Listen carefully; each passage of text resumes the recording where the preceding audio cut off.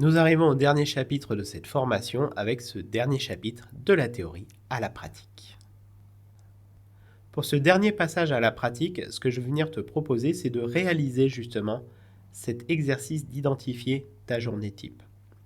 Pour ça, les 24 heures d'une journée découpées par tranches de demi-heure, et tu vas venir positionner dans cet agenda les 8 grands temps forts que je t'ai proposés, avec 3 règles que je t'invite à respecter pour que l'exercice soit vraiment le plus utile pour toi. Première règle, tu es obligé d'utiliser au moins une fois chaque étiquette. Deuxième contrainte que je te donne, c'est les étiquettes, elles peuvent être dupliquées autant de fois que tu veux. Donc si tu veux faire plein de pauses, par exemple pour dormir, pour manger, ça peut être utile des fois, fais-le. Et la troisième, si tu es quelqu'un qui est sportif, tu peux aussi rajouter des étiquettes personnalisées pour faire du sport, je suis tolérant. Et l'idée du coup, ça va être pour toi remplir toutes ces zones qui sont aujourd'hui roses par les étiquettes que je t'ai proposées ou que tu vas créer. Je vais te proposer en dessous de cette vidéo un template qui va t'aider à le faire.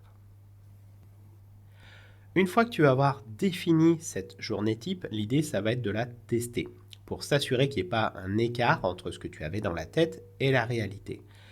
Si jamais ça ne va pas, c'est l'occasion de venir procéder à des ajustements et simplement après pouvoir retester et s'assurer que tout va bien. Petite parenthèse, un point qui peut être intéressant, c'est de demander à ses proches qui vont avoir un regard autre sur soi.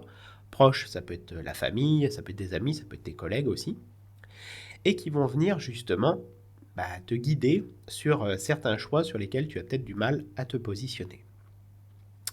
Et si ça fonctionne bien, tant mieux, profites-en, mais garde en tête que ce schéma que tu as défini, il peut bouger dans le temps.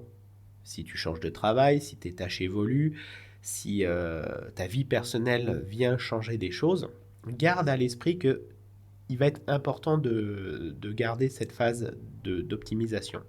Et de toujours s'écouter, parce que si aujourd'hui ça va, peut-être que dans 2 mois, 6 mois, ça n'ira plus. Et donc d'être vigilant par rapport à ça et au besoin de réajuster. C'est la fin de cette formation, je te remercie beaucoup de l'avoir suivi, j'espère qu'elle t'a beaucoup apporté, que tu as déjà pu mettre en œuvre certains éléments.